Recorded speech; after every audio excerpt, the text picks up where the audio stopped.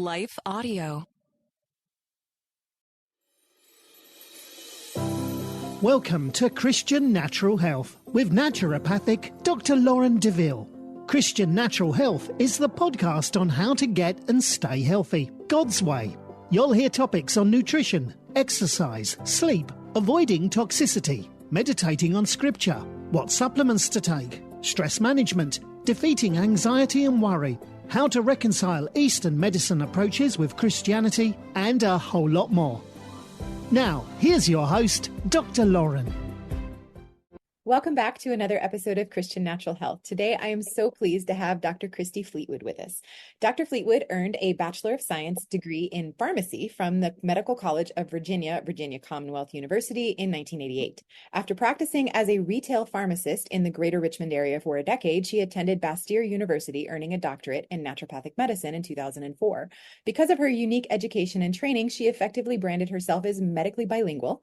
Her current passions and projects include renovating her crazy cool house in unlicensed Virginia, where she adores practicing vitalistic naturopathic medicine, riding her new touring bicycle, motorcycling with her husband and her adult sons, eating great food, listening to great music, chasing her favorite band. I need to know who that is, by the way. Oh, and for those who have been asking for her book, the first one is underway, The Cardiovascular System, combining both diseases of the drugs and the disease reversal and deprescribing portions. The Disease Reversal Project, as a website and a podcast, has already been published and currently on Spotify.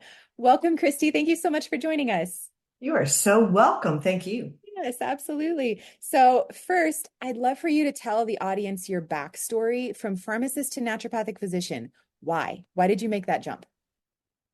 Oh, that's a long conversation. The quick and easy, the Cliff Notes version is, I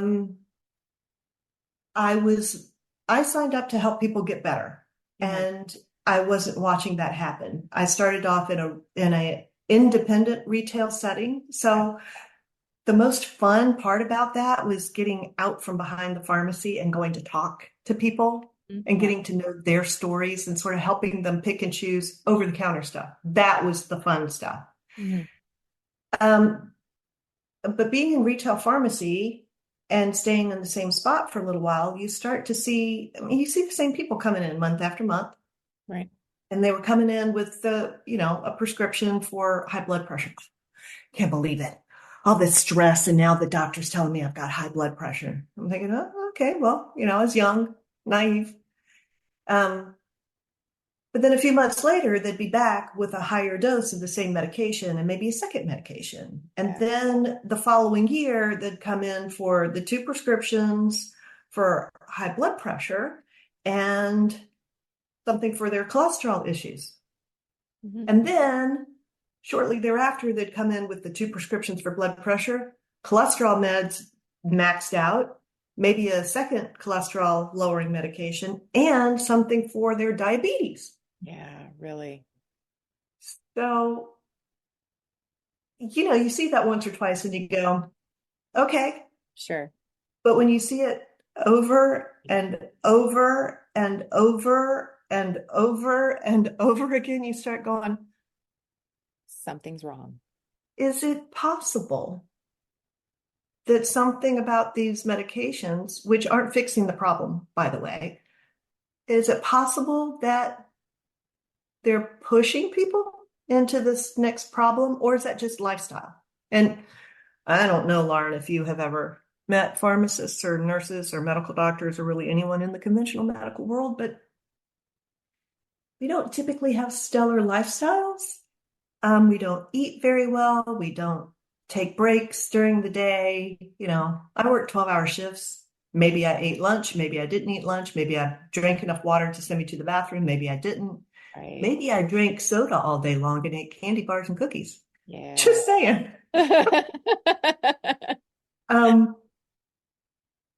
And then I did switch jobs and worked for, it was still in retail, but then I was with a chain. Yeah. Okay. And the chain was that was radically stressful.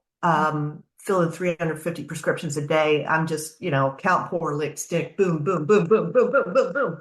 There was no time to counsel anyone about anything. Sure. And I was scared that I was going to actually hurt somebody. Mm-hmm. So then I switched to a different chain. Mm-hmm. It happened to be in a grocery store setting. Mm-hmm. And I had this massive aha moment because people, in a brand new store, that's a grocery store that happens to have a pharmacy in it, the store had lines all the way down, from one end of the store to the other. But the pharmacy, I'm like, okay, I've been doing 350 prescriptions a day, and today I'm hoping to do 35. Wow. It's different. So yeah, very, very different. So the people would go, hey, doc, I'm not a doctor, but wearing a white coat. Yeah. Hey, doc, those lines are just ginormous. Can I ring up my few things here with my prescription? Yes, please. Yes, I will gladly ring up your groceries, please. Yeah. But the diabetics were getting their diabetic medication and their donuts, and the high blood pressure people were getting their high blood pressure medicine along with their cured meats, and the cholesterol people were getting their bacon products with their Yeah. The asthmatics, hey, can you ring up my cigarettes back here? Sure. So interestingly enough, so I have this niggling suspicion. Now I'm thinking it's probably more about lifestyle. Right. But in the midst of that kind of determination, some of my pharmacy customers were saying, the doctor tells me there's nothing more he can do for me. I'm like, oh, why? What? Well, I have chronic fatigue and fibromyalgia, and there's just nothing more that they can do. Or I have hepatitis C, and there's nothing more that they can do. But I got to tell you, these drugs are killing me, and they're going to kill me because I can't afford them, and they just make me so sick. I want to kill myself. The doctor can't help me because my bipolar is too much for the doctor. Now, this was back when bipolar meant that you had had a manic episode. It was bipolar 1. We didn't have bipolar 2 when I started pharmacy in 88. But by the time I left pharmacy in 98, we were starting to see this faster cycling, but not as high and low, but just faster cycling bipolar. Yeah. Turns out that came along in the late 80s, about the time that I graduated, when the first SSRI hit the market. That's when we started seeing type 2 bipolar. But that's probably another conversation. So all these people that weren't terminally ill, and some of those also were telling me that the doctor could do nothing else. Yeah. But the folks that weren't terminally ill, the doctors couldn't do anything for them. And then I had a significant health crisis, and conventional medicine failed me. So, I was looking at a working diagnosis of some rare form of leukemia or lymphoma because I had huge swollen nodes, couldn't turn my head to look in the rearview mirror while I was driving. So they figured it must be a lymphoma of some sort. In this area where I grew up and where I was working as a pharmacist, we have more lymphoma and leukemia in this area because we happen to have quite a few chemical companies surrounding us. But mine was actually not a physical etiology. I had a significant series of losses. And my body was just showing physically what was going wrong with me spiritually, mentally, and emotionally. Yeah, right. I didn't realize that at the time. But in talking with medical doctors who were putting me on antibiotic after antibiotic and nothing was shifting, and then my abdomen would swell out of nowhere, and I would bend over in pain. I remember falling off a bicycle once. I'm pedaling, I'm doing fine, whatever. and I get hit with this pain that literally knocked me off of a moving bicycle. Oh my. Um, but no one could do anything for me.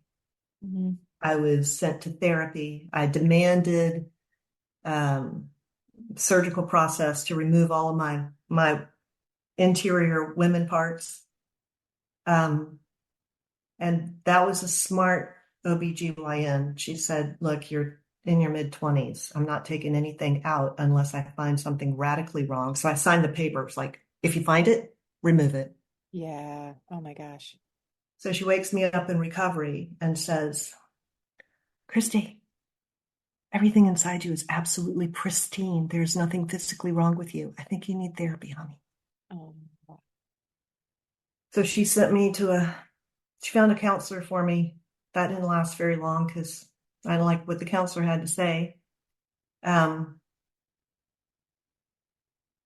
I'd lost everything. Uh, I,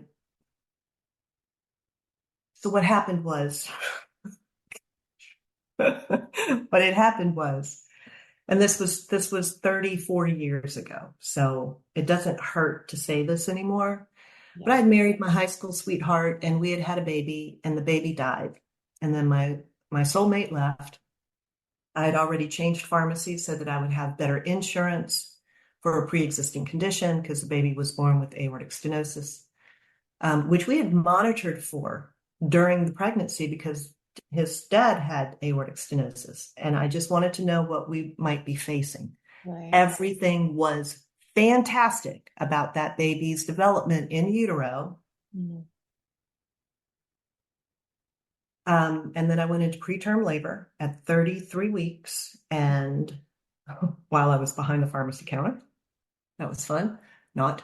Got it. Um, but I got taken to the hospital. They loaded me up with IV fluid and magnesium and slowed the contractions down, but sent me home on a drug called terbutaline, which is for asthmatics, but it had um, a side effect of slowing down contractions. So got put on a dose of terbutaline every 6 hours around the clock and Right. sent home to my parents' house actually to lie on my left side until the baby was closer to term. So for an entire month, I lay on my left side, allowed to get up every few days to take a shower, and I Wow. took terbutaline around the clock. And then I was induced when I hit 37 weeks. Like I went in, they said, how you been doing? How's the terbutaline working? I don't know. I'm still having contractions every 5 minutes. Oh, well, what was your last dose? Noon. Great. It's 3:30. Let's go have a baby tonight.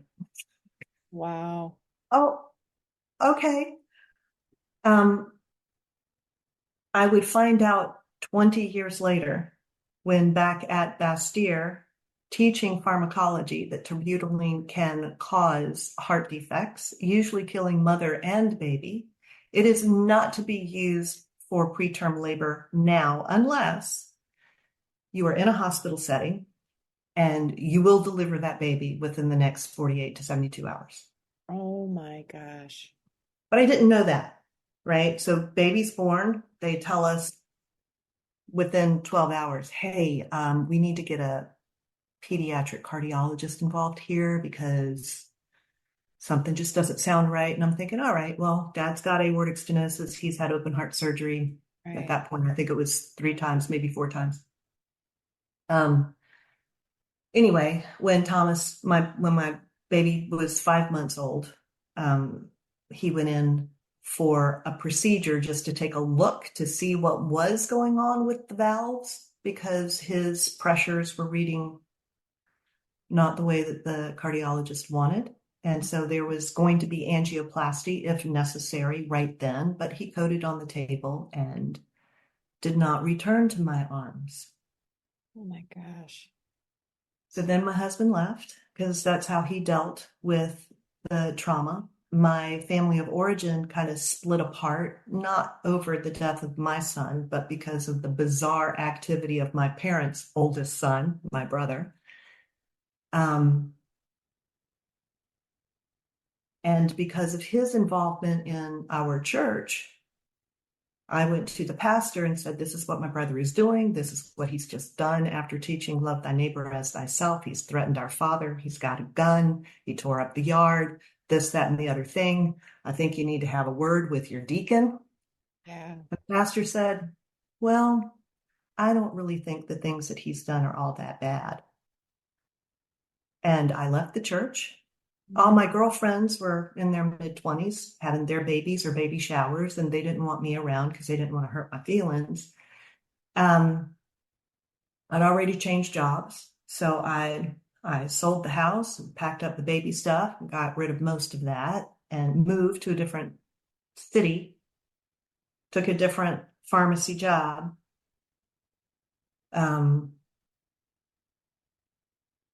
All the things that could push a person right over the edge.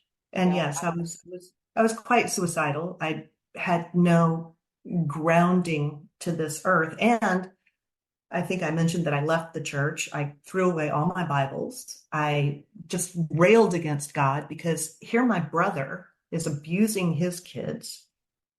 And I'm doing the best that I know to do with my sweet baby. But my child is taken and my life is wrecked. Yeah. What up, God? Yeah. So I had the Job experience, but I did not have Job's humility. And it took a number of years for an atheist who now calls himself an agnostic. That would be my current husband. I married him in a season of rebellion, but he's the one who got me back in church. And Wow.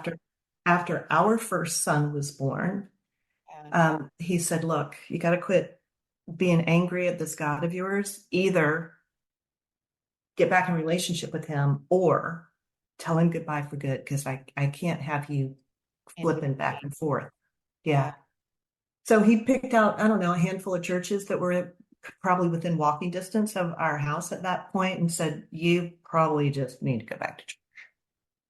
He was an agnostic and he sent you back to church. That's awesome. Yeah. I mean, there have been a couple of times in our 28 years of marriage where I've looked at him and said, are you an angel? I mean, you pluck my nerves sometimes really big because of your agnosticism, but are you an angel? Are you sent here to make me grow? He denies being an angel. So So what are we going to do?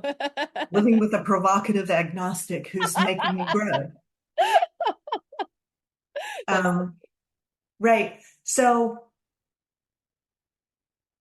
during that period of trauma and watching people get sicker, even the folks who came in with antibiotic prescriptions for their kids, those kids kept coming in. They kept having repeat ear infections and repeat throat infections. And it just seemed like something was not as it should be. And why are we so focused on this form of medicine? What did we used to do? Like, how long have we been doing this kind of medicine? What did we do when we took care of each other to be healthy? Right. So I went on that self-study kind of thing. And I read everything I could get my hands on, from Chinese medicine and Ayurvedic medicine to reflexology and aromatherapy and orthomolecular high nutritional things, using supplements as medicine and food as medicine and exercise as medicine and sleep hygiene and all the things, homeopathy, touch as medicine. Like, here we are looking at people and saying, a calorie is a calorie is a calorie. That turned out to not be true. You got whole grain bread versus white stuff that looks like bread. These cannot be the same. They can't be. And we went sugar-free in the 70s and fat-free in the 80s. We ought to be a super slim culture, but we aren't. We're getting bigger every year. We're having to add fat categories to the existing categories that we started with. because we're just getting that fat, and our health statistics have plummeted in the past 40 years. Mm-hmm. Just an aside, and it could just be coincidence, but who has been the face of our public health from the 1980s Mm-hmm. to very recently? Uh-huh. So, again, another series of seemingly unrelated events happened that pointed me in the direction of naturopathic medicine. Mm-hmm. Naturopathic medicine. Naturopathic medicine. There was this magazine at the health food store because I was so sick. And then I decided I would take a vacation Mm-hmm. by hiking and biking the Grand Canyon. Mm-hmm. Wow. And so I was on mile 46 out of 47 miles on a training ride. Uh-huh. And it was hot and sweaty. I live in central Virginia. And it was probably June. Mm-hmm. I was taking my gloves off because I was just that nasty. So I'm still biking, but hands-free. And the world shifted. And I found myself on the gravel road with a lot of road rash. I had to limp with my broken bicycle because I shifted the handlebars so far out of whack. I limped my way to through the last mile, Mm-hmm. and then had a family member take me to the emergency room. Mm-hmm. Had a broken second rib from that experience. And of course, conventional medicine couldn't do anything for that. It was a green stick fracture. It was someplace they can't put a cast. Right. So I went to see a chiropractor who Mm-hmm. said, Christie, look, I've been taking care of you for 10 years at this point. I know what's going on in your life, and you need to quit your job. You need to take a vacation where somebody else takes care of you. So don't go like hiking the Grand Canyon. Imagine that. Say that to him. He gave me his juicer, his carrot juicer, and said, for the next 30 days, you're going to be vegetarian. You're going to drink only distilled water or carrot juice. You're going to actually start to turn orange. Mm-hmm. Eat real food. Drink clean water. Get some rest. Mm-hmm. Then you can regroup and figure out what your next steps are. Mm-hmm. So, turns out that my next steps were going to naturopathic medical school, Mm-hmm. which I did. Because I'd picked up that magazine at a health food store. And then, I was 30 years old, divorced, child had already died. I was alone. I was miserable, I was depressed. And so I went to a jewelry store, bought myself a nice chunky emerald, and a couple of diamond bits, and had the jeweler put those pieces together in a ring that I no longer wear. That's another story. But the jeweler was like asking me questions. Mm-hmm. Why is a young professional woman like you buying a ring like this? Mm-hmm. Because no man is ever going to value me enough to spend this kind of money on a piece of jewelry, which men don't even understand. So I'm going to buy it myself. Right. It's a rough period, Lauren. Gathering that. But I'm guessing that the angel that isn't an angel ended up fulfilling that. So he bought a band to go underneath my ring. All these little diamonds that circled underneath the funky cut. He went to the same jeweler. Anyway, the point of this piece of the story is to say that jeweler said, Christy, you remind me of my friend Crazy Candace. She's an herbalist. You should go see Crazy Candace. Exactly. I was That's like, a good oh, endorsement. Thanks. thanks. But sure enough, I go meet Crazy Candace, and within minutes of us talking, she said, Christy, you've got naturopath written all over you. Why don't you quit your career, um, go to Bastyr University, get your doctorate in naturopathic medicine, and then go heal your part of the world. This is what you're meant to do, girl. I was like, huh, Yeah. nature, what? What? Yeah, exactly. Back then, I imagine. Yeah. So it's Crazy Candace, and then I got the magazine that talked about the three schools that were accredited at that point in time in North America, not even just the US. It was in North America. And then lo and behold, coincidentally, in that same time frame, I get a flyer in the mail about a pharmacy continuing event happening in Philadelphia over 3 weekends, all about alternative medicine. And one of the featured speakers was Dr. Don Brown, Mhm. ND. Like, what? This is Yeah. ND, Yeah. naturopathic doctor. Right, right. He was the best speaker over those 3 weekends that I traveled up and down the highway to get to Philadelphia. And there were a couple of other pharmacists that I had graduated with who were also at that conference.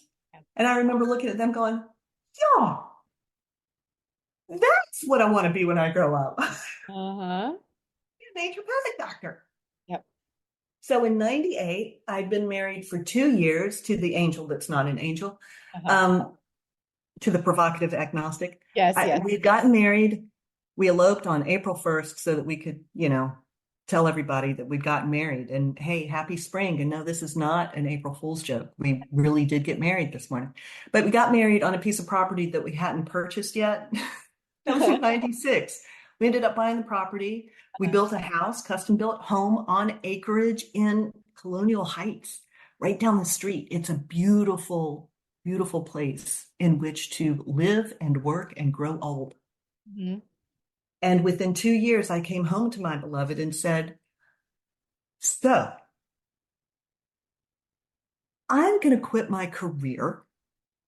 Let's sell everything that we own, leave everyone that we know, and move to the other side of the universe for me to go back to school full time to become a naturopathic physician. Huh? And my husband said, let me get this straight. You are currently working as a pharmacy manager, doing whatever you want to do, which was true. I was ordering in homeopathics. I was ordering in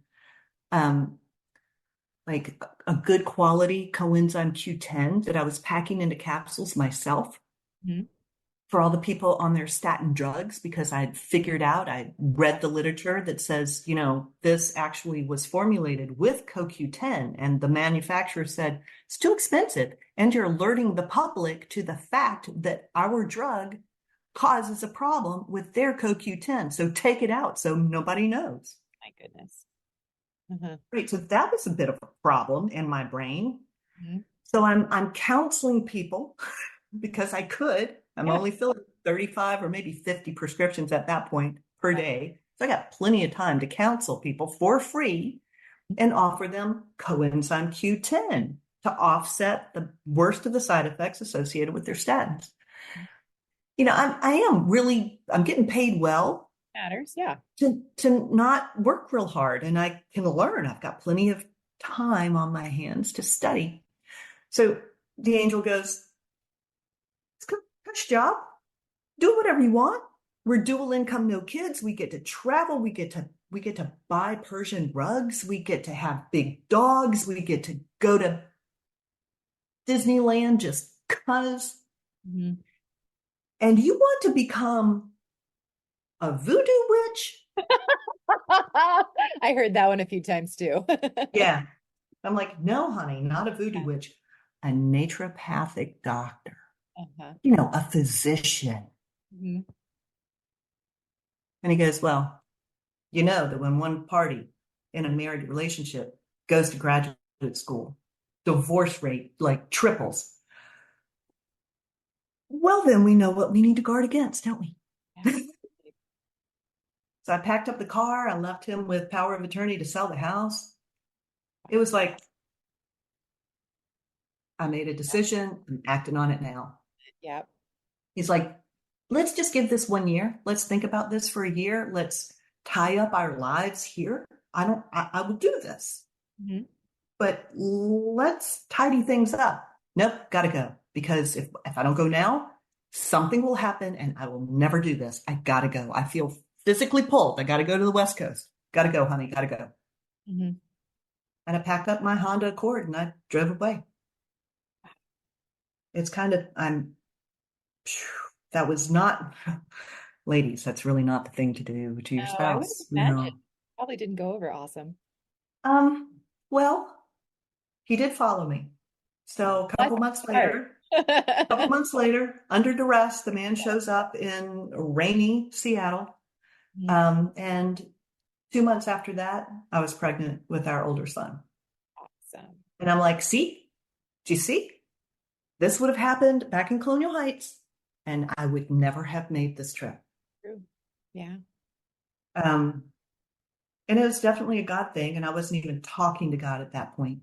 Mhm. See, he's got that much power. Right. Absolutely. It's amazing how much of your story sounds like it was just orchestrated, the right person at the right time, the Yes, see? exact divine encounters. Yes, absolutely. Even the folks that wanted to pull me way off path, because Mhm. I really loved hands-on healing and was considering a route in hands-on stuff that ended up I was actually at the kitchen island in the beautiful house down the street that I don't own anymore because I'm now in this one, which is way cooler, by Yeah. the way. But I was at the kitchen counter Mhm. about to write them a check, and I got a phone call with the guy saying, yeah, our spirit guides are telling us that you really need to come and work with us. And I was like, whoa, Okay. well, my spirit guide just put the pen down. I will, I will not be joining you, Uh-huh. spirit guides. So that was a real check in my own spirit. Like, okay, hey girl, Yeah. what are you doing? Mhm. An agnostic is one thing, but don't go attaching yourself to spirit guides, right? Right, right. Yeah. Holy Spirit or no spirit. Yeah. Holy Spirit or no spirit. This is your choice. So, yeah. Yeah, absolutely. So that's an amazing story. I feel like you should write a book sometime. This is definitely novel material. But let's change gears a little bit. So now, Mhm. as of January, right, you are the Yeah, president of Naturopathic Medical Institute. I So know. that's also amazing. So tell us what, so I think of this as something that was started by Dr. Jim Sensenig. Yes. Give the audience a background, like what is Naturopathic Medical Institute, NMI? Why did he create it? And why are you passionate about it? So passionate that you decided to become the president even while you're still practicing naturopathic medicine. Okay, first, a couple of corrections. Oh, One okay. is it's the Naturopathic Medicine Institute. Medicine. Now, Thank you. given where you were located, you get a pass because Okay. your the letters after your name in your licensed state are NMD for Right. naturopathic medical doctor. That's why I said that. Thank you. You are Sorry, because that term makes me go, correct. yuck, I don't want to have anything to do with being tagged as a medical doctor, even if you put naturopathic in front of it. But Fair enough. Uh-huh. that's me. That's from the trauma that I endured being in a broad scope licensed state Mhm. during the 2020 and following 2021, which was just more 2020 going on. Mhm. Mhm. So happy to be an unlicensed Virginia, unlicensed and unregulated. Nobody can tell me what to do. Okay. Okay, but Jim Sensenig started the American Association of Naturopathic Physicians. Uh-huh. He did a lot of speaking in different states. Like he went around to different states that were actively seeking licensure and spoke on behalf of medically trained naturopathic doctors and why they ought to be licensed. Mm-hmm. When he saw that the American Association of Naturopathic Physicians, the AANP, was getting off path and actually becoming more and more allopathic, more and more like the medical doctors, that historically we've always been kind of the other side of the story. Right. That's the We've point. been, yeah, that's the point. Yeah. Right. So as the AANP was headed off track and becoming more allopathic, he grabbed a couple buddies and started something called the Institute of Naturopathic Medicine, the INM. Oh, okay. And as they grew and the board members changed over, just like the AANP, the INM started getting off track and they went towards a more allopathic direction. And so Jim left them too, but he owned the name Institute of Naturopathic Medicine. So the INM is now attached to the AANP, but INM now stands for Institute of Natural Medicine. Interesting. Okay. Right. So roughly 2012 is when Jim started the NMI, the Naturopathic Medicine Institute. That explains Again, why. to say, look, this is naturopathic medicine. Right. It's not about the things that we do. It's why we choose to use the thing. Absolutely. Yeah. Here, we've got this therapeutic order. It's ordered. Mm-hmm.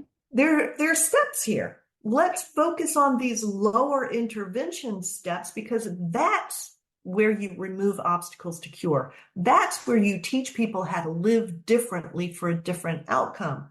Mm-hmm. That's where the big guns are. If you want to really see cure, if you want to heal somebody, you got to focus on these lifestyle pieces. Mm-hmm. Mm-hmm. Well, the schools, in the meantime, were becoming more and more allopathic because once you've got people graduated and they're practicing and they learned something new because integrative medicine was coming on the scene and functional medicine had already been on the scene. And when you're taking insurance, and the schools were saying this too, we're just like medical doctors, 4 years pre-med, 4 years medical school. We have the same prescriptive scope where we're licensed, by and large. Right. We can be your primary care provider, and there was a primary care shortage. We're just like medical doctors. We take your insurance.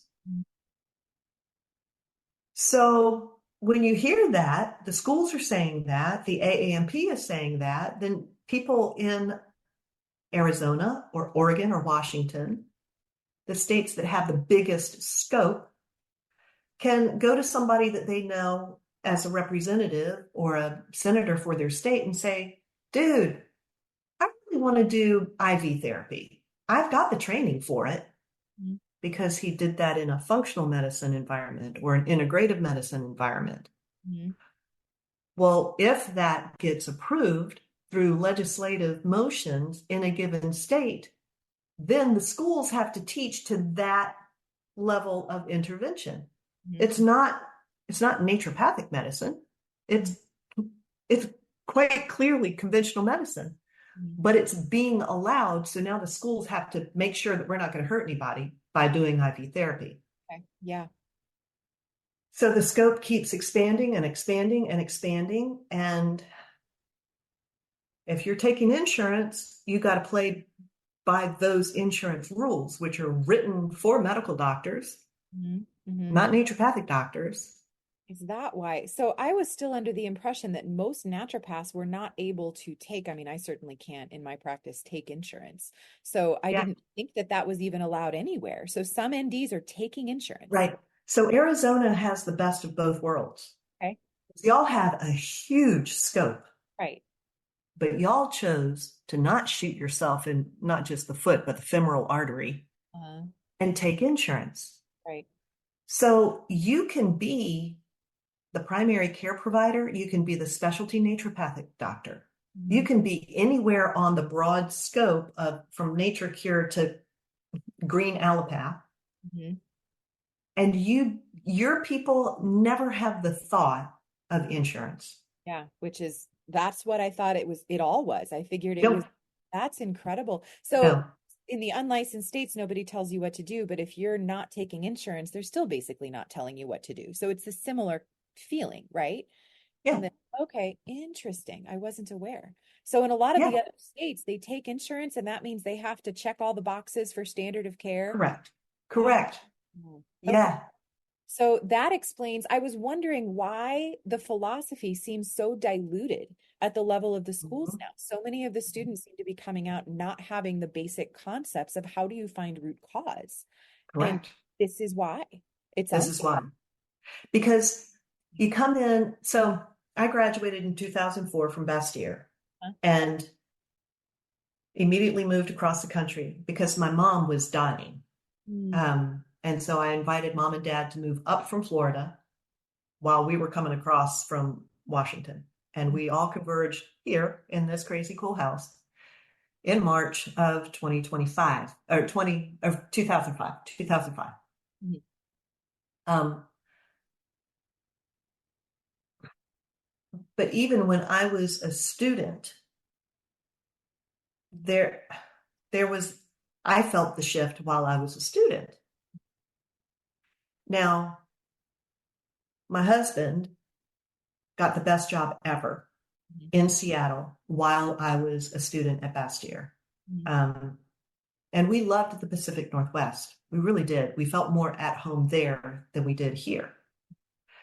But at that point, God and I were back in relationship and we were communicating with one another. And I mean, hubby and he had given me 3 criteria. Look, when you graduate, you need to be someplace where you can practice to the full extent of your medical education and training.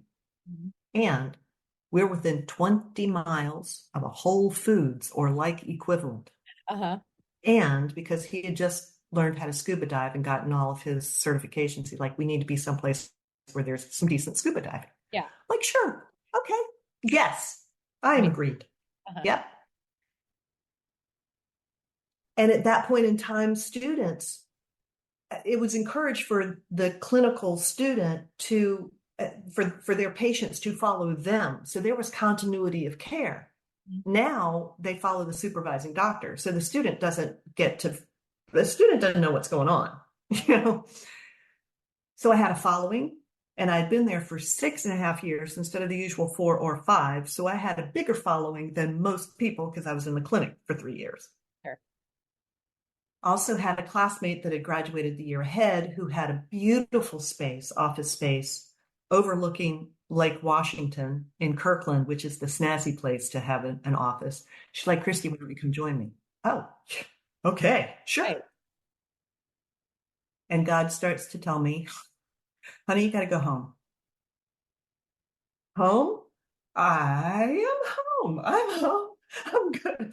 Good right here in Shoreline, Washington. God, I got this, I got that, I got the other thing. I mean, we bought a house. We've had our kids here. Both the kids were born in this living room. God, I've got a following. I've got a pre-made career right here. And he's like, yeah, you got to go home. Yeah. Got to go home. Certainly you don't mean Virginia. Certainly you just must mean the East Coast, like maybe Charleston, South Carolina. No. How about the Adirondacks of Pennsylvania? No. Home. 23831. I'm like, I don't, what?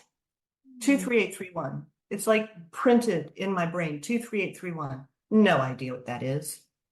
No idea what that is, but he's telling me Virginia. 23831. And then mom calls and says, honey, the cancer has metastasized. We're going to Tijuana, Mexico. I'm going to do what I can do there. I can't take this drug. I can't do that drug. I'm not sure what to do.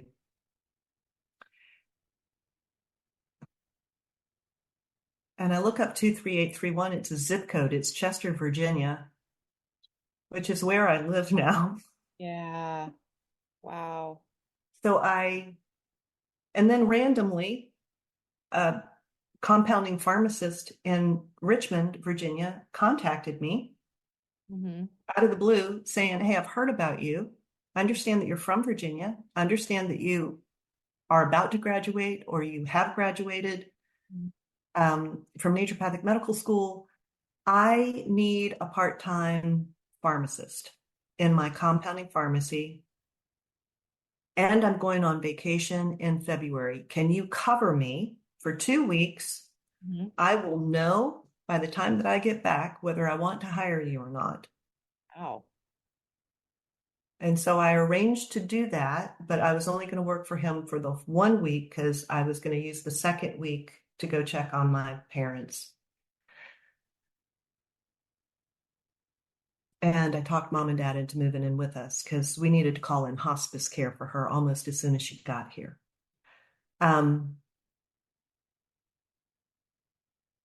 So we did move back across the country in 2005, again, against Greg's desires, my spouse. He's like, 3 things, Christie, 3 things. How hard is this? Now we're going to be in an unlicensed, unregulated state. You cannot practice to the full extent of your naturopathic education. There is no Whole Foods. There is no Whole Foods. There is now. We have 2 Whole Foods within 20 miles. Well, not within 20 miles. One's in 20 miles. Close enough. And scuba diving? 0. But again, the man crossed the continent again for me. He's amazing. Yeah, he pretty much is. Yeah, he's an amazing man. But in 2012, his company that he left, the best job ever, Christie. They called him and said, it was 2011. They called and said, "Hey, the guy who took your place has moved on. What do you think about coming back?" Now, between 2005 and 2012, I was homeschooling those boys that we had together, both of them. And I had gone from just hanging my shingle to having to have a bigger name because another naturopathic doctor had come and joined me. And then we had to move to a different space because a third ND, also an acupuncturist, wanted to come join. So we became Monarch Natural Medicine, 3 NDs, an acupuncturist who was also a thermographer, a reflexologist, a nutritionist. Wow. And a nurse practitioner who had studied with Andy Weil. 7 women, all in this old house, taking care of people. Our receptionist was the one man. We turned it all upside down. Right. Frank was answering the phone. And it was fantastic. I was making at least the same amount of money as I had as a pharmacy manager, working 50 hours a week. And now I'm working 18, 20 hours a week, doing what I love to do, watching medical miracles happen all the time, reversing those cholesterol issues, reversing the type 2 diabetes, reversing high blood pressure. That's all easy peasy. Watching rheumatoid arthritis stop in its tracks, even getting more mobility. The deformation doesn't always go away, but these people could use their hands again. Inflammatory bowel reversed. Multiple sclerosis reversed. And I'm thinking, well, this is what every naturopathic doctor does. So when hubby took the job in Seattle and left early that year of 2012, the boys and I followed.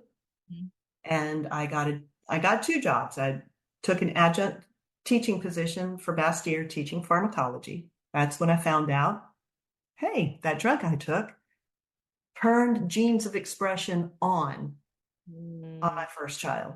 Yeah. Everything that we had looked at, all his valves, all his chambers, all his arteries and vessels surrounding the heart were absolutely perfect. throughout development until I took a medication that is known to cause heart anomalies. And that killed him.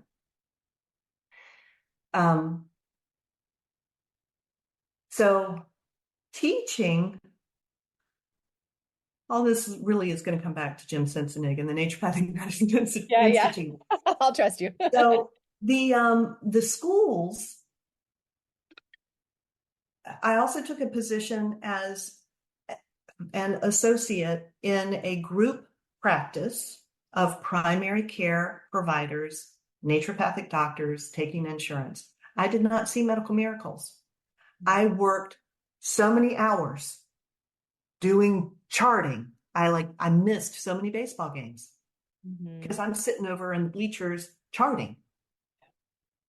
I mean, I made as much money hourly when I was 17 working at Western Sizzlin than I did as a naturopathic doctor, registered pharmacist, taking insurance, working primary care, and seeing, I don't know, 35, 40 patients a week. Yeah. It's insane. And they weren't reversing their disease process. They came in telling me, look, I'm taking this medication. What do you have that's kinder and gentler? So green allopathy.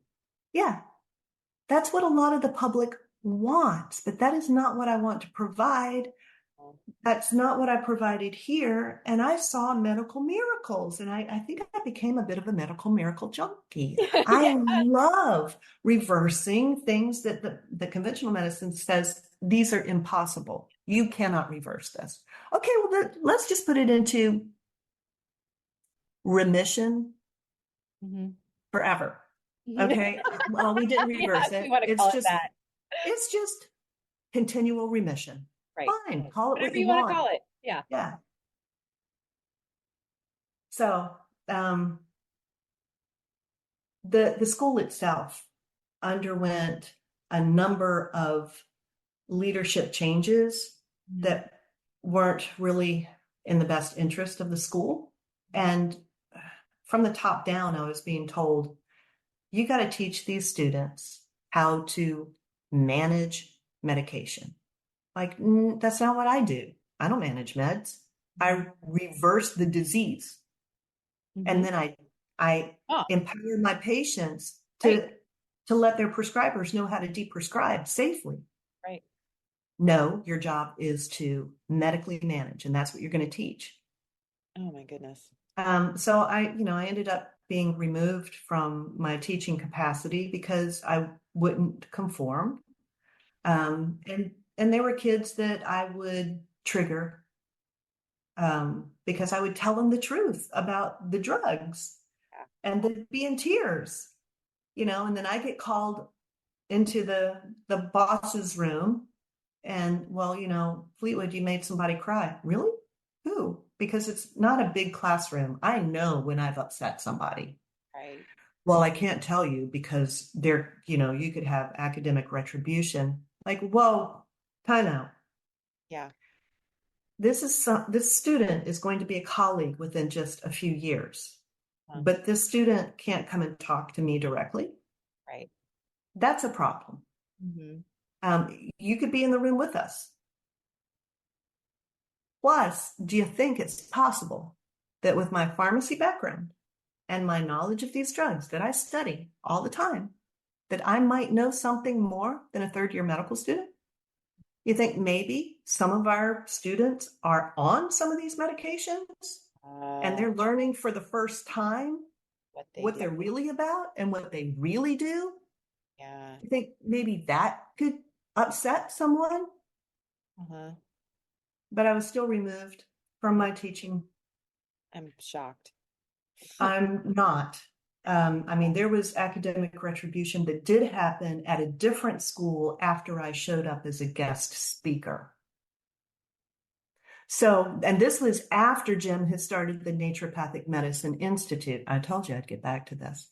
Because Jim really shook up the profession. And we had, in 2016, we were busting out of our conference rooms. We had so many people showing up to hear him speak. And it was like, and he would say, we're the best kept secret in naturopathic medicine because we're actually causing healing to take place. Right.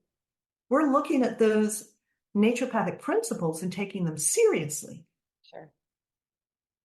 And I spoke at one of the schools, and we lost almost every student that had been a member of the NMI after I spoke.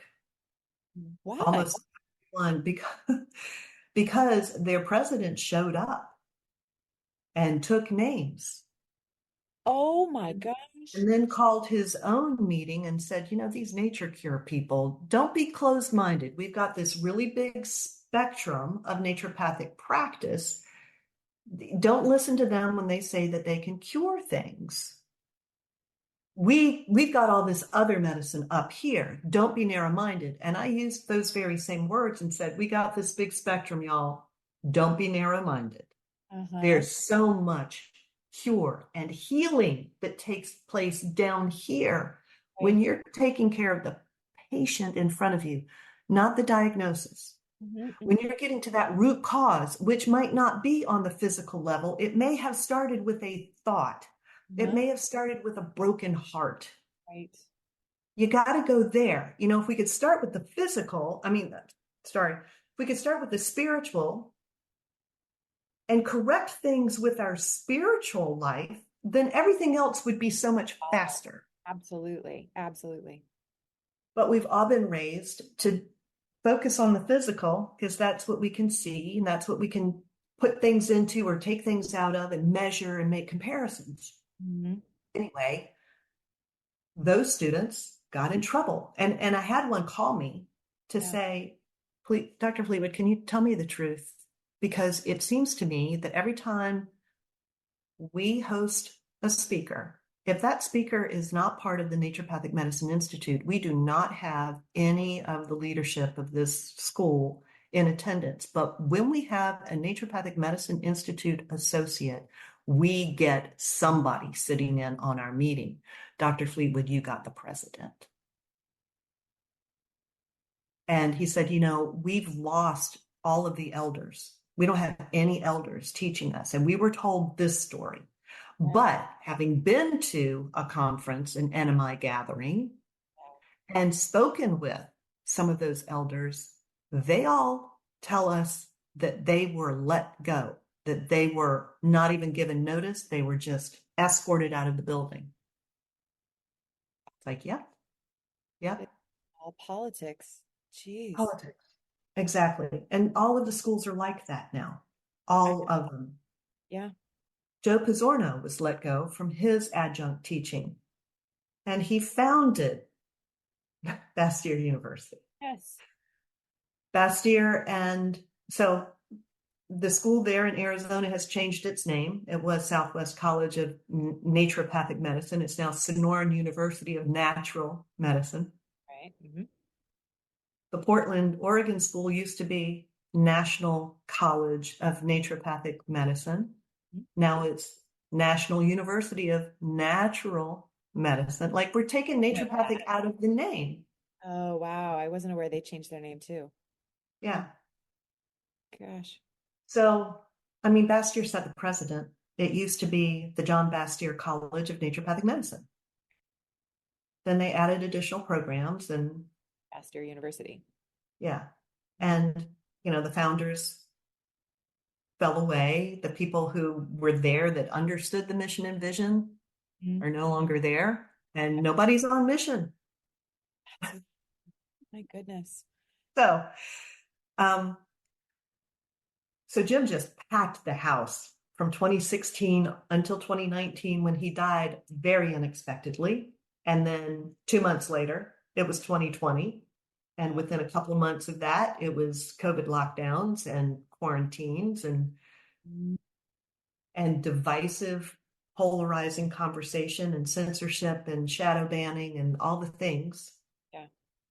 And I had my life threatened. I had my license threatened. Gosh. Because I'm kind of outspoken. So I wrote a paper on presumptive case of COVID-19 because there was no testing at that time. But in March of 2020, our older son and I both got really, really sick. Couldn't taste, couldn't smell, had GI issues, respiratory issues, skin issues, psych issues, special senses issues. It was 8 signs and symptoms that were becoming rapidly accepted as this is what SARS-CoV-2 looks like, you guys. And we could tick them off. Mm-hmm. I wrote a piece called Choice in the Season of COVID. Mm-hmm. And that got a lot of attention. Yeah. And my own classmates and colleagues wanted my license taken from me. They were telling me, you can't say these things, Christie. The American Association of Naturopathic Physicians has already put out a thing saying, don't talk about COVID, don't say COVID, don't say anything about the immune system. Like, well, fortunately, I have not been a member of the AANP since 2014 and the shenanigans that happened at that conference. So nobody's going to tell me that I cannot say what I am trained to say. And by the way, schools, this is the time to open up the clinic doors and show the world what naturopathic medicine can do. And they all shut down. Mm-hmm. So I really contemplated relinquishing my license. And then I talked my husband into coming back to this property because we owned it and it was broken. It had been rented while we were gone and then empty and on the market while we were gone. And then it got broken worse because there had been a spell of weather in Central Virginia. We got like 7 inches of snow and it burst a water pipe on this is a 4-story house. So on the 3rd level, a broken water pipe that gravity pulled down into the 1st floor. Tore out that kitchen and pulled it on down to the basement. So we lost the finished basement that we'd created for my dad. So reluctantly, he moved back again, crossing the continent for his wife, who was already like, okay, I'm gone. Hope you follow. Right. So the Naturopathic Medicine Institute is the little fraction of a bigger profession, naturopathic medicine, that is holding true still to the roots of our medicine, getting to the roots of our people's problems and seeing that person, hearing their stories, bearing witness to their lives so that we know where we can intervene. Yeah. And I feel like maybe I heard this from Dr. Sensenig at one point, but as you're talking, I'm imagining Noah's Ark, that there's a flood and it's the thing that is saving the profession. It's this small little group that has the core that is still trying to perpetuate it and keep it from being demolished. Right. And any elder will tell you, naturopathic medicine isn't going to go anywhere. But those of us naturopathic doctors who have been the stewards, the holders of this phenomenal, profound, simple medicine, we may not be the ones who continue to steward this. And so the Naturopathic Medicine Institute, one of the things that Jim said and established within the Naturopathic Medicine Institute was there would not be a vote for who would be on the board of directors, except from that current board. But the board gets to choose their successor. So that's the second correction, Lauren. I was not, I don't remember how you framed it, but I didn't like put my name in the hat to be the president. You? It came as a real shock. Really? In December, because I I joined the board of directors for the NMI in June of last year. We only meet once every quarter. Mm-hmm. I was getting a little irritated with that because 2020 took a lot out of me, and long COVID is a real thing, and I had it. My view of what long COVID is that it's really, you get COVID and your immune system is like shining the spotlight. Dude, there's this thing that we've not seen before, but we got to do something with that. And so you recover from the COVID, but the immune system's like, okay, what else? What else? It's on We high are on alert. fire because we killed that thing.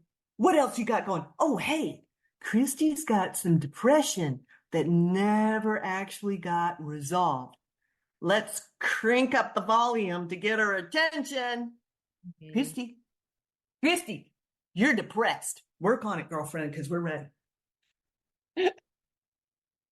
So, yeah, I was horribly depressed. And I mean, my license was being threatened. My life was being threatened.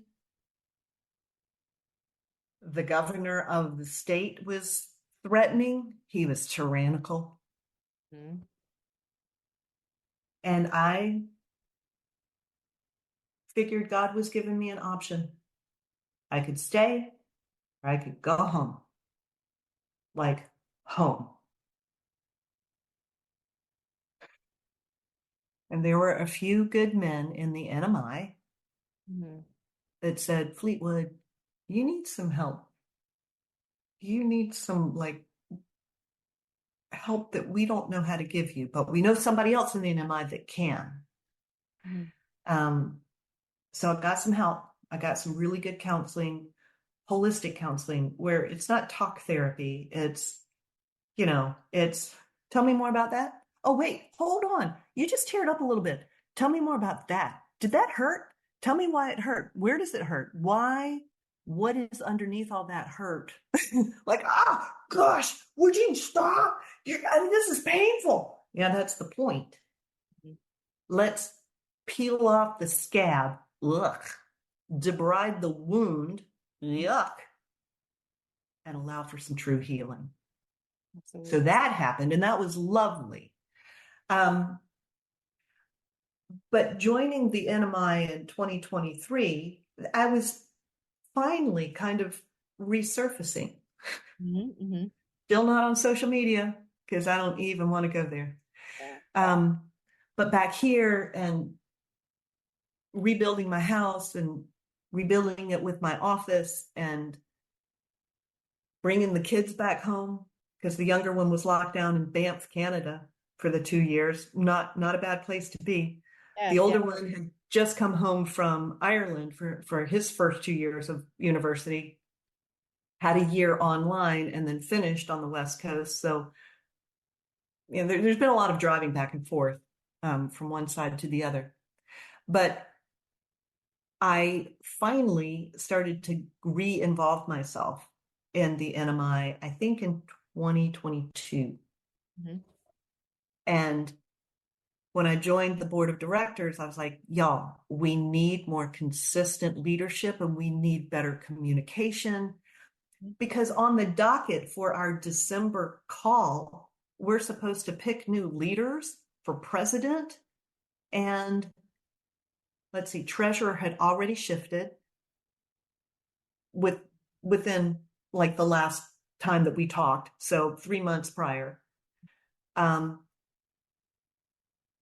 Secretary was up for negotiation, I guess, and possibly vice president. And I'm like, well, no, why? And I'm on this rant through a Zoom call, and the president, Tish Dick Cronenberg, says, Christie, if you will give me a minute to go through the president's notes, I think we'll make this clear. So I'm fuming. I'd already contacted Jared Zeff and said, are you going to be part of this meeting? You're already in emeritus status, but they might overhaul the entire executive leadership. Y'all, what? How? And he's like, Fleetwood, I'll be there if you think I need to be there. Yes, please, Jared. And pray. Pray. I don't know what's going to happen with the NMI. Because we were not immune from all of that divisiveness in 2020 and 2021. There was some fighting within, and we lost a lot of people, which means we lost a lot of our volunteers. We're a non-profit organization. We're run by volunteers. We lost a lot of money. And Tish starts to tell me that we don't have a vote. We don't vote on who comes in next. The new leaders are chosen by the people already there so that they know that they're picking the next leader that's going to hold the heart of this medicine. And she goes on a little bit about the qualifications that she's looking for, and then ends with, and I'm just sitting back there just waiting because I'm mad. And she says, and for all these reasons, my clear selection is Christie Fleetwood. Yeah, I was not laughing. I was so stunned. I don't think I even moved. And one of the board members, because everybody's voting except for me, and one of the board members goes, well, looks like we're going to have to call an emergency meeting for Friday because Christie seems to be her only opposition. Give her a minute. I think she'll come around. So do we meet on Friday to actually get Fleetwood's acceptance? Oh, wow. Yeah. So that has radically shifted my practice, and I haven't gotten very far in my book. I haven't been able to write. Because in the meantime, I've been asked by an entire state to help mentor them as they got a prescriptive scope expansion. So I already said yes to that. That started in January. My church had asked me to step into a leadership position. That started in probably November of last year. I write continuing education for the profession. So I've got different organizations asking me for new written material that I'd already said yes to. So it's like I'm working 4 different jobs right now. Oh my goodness. Well, since you mentioned that NMI is volunteer run and it's nonprofit and all of that, for any of our listeners, either they're naturopaths or they're interested in just helping the natural this kind of medicine to flourish, what do people do? Anybody listening who wants to help with the vision, do you have any calls to action? Where do they start?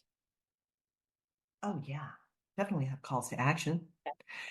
You can give in multiple ways. You can give with your time. You could volunteer. We need people to do techie things. We need people to do filing things, administrative things. Our executive director would be the better person to ask, but I can put you in touch with Lisa Petersburg. So you can give of your time, volunteers. You could also give of your talents.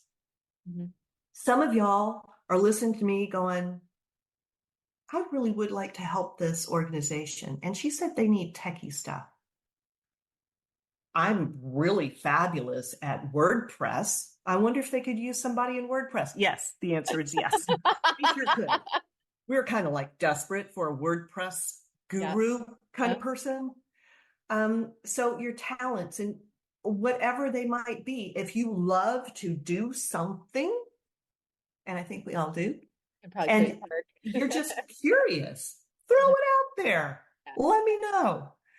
You can also give of your treasures. So time, talent, or treasures. And treasures would be if you've got some extra money, throw that our way. We've had our first living legacy donor.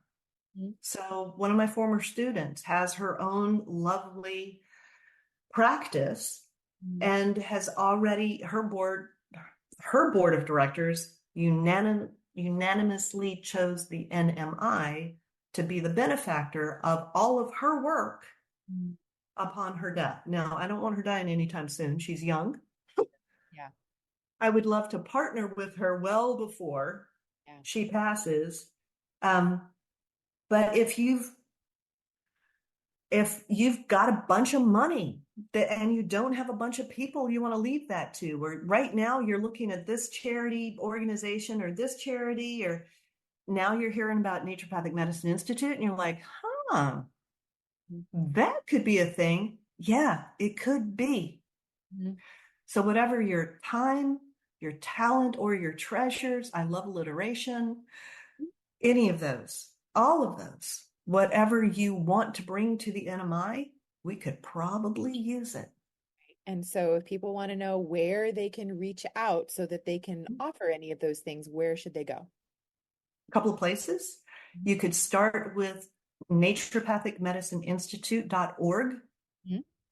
You can contact me directly at president@naturopathicmedicineinstitute.org. That's a long email.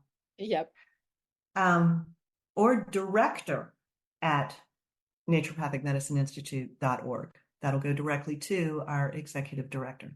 Fabulous. Well, I will link to all of that in the show notes.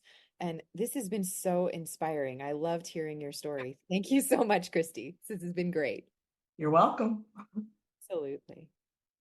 Are you looking for a holistically minded healthcare practitioner who truly treats root cause rather than symptom suppression? Unfortunately, even in the alternative healing professions, this isn't a given. That's why I've created wholehealthdoctor.com, a resource to help connect patients to healthcare practitioners in their area who share a root cause philosophy. Alternatively, most of the practitioners listed also practice telehealth. So if there isn't anyone local to you, you can still find a great practitioner to help you regain optimal health. Go to wholehealthdoctor.com. That's wholehealthdr.com. Type in your location or just the specialty that you're looking for and find the practitioner who's right for you. Thanks for listening to Christian Natural Health. This show is run by you, so please write in with topic and guest suggestions for future shows. For more great content, subscribe to Dr. Lauren's blog at www.drlaurendeville.com or follow her on Facebook or Twitter at Dr. Lauren Deville.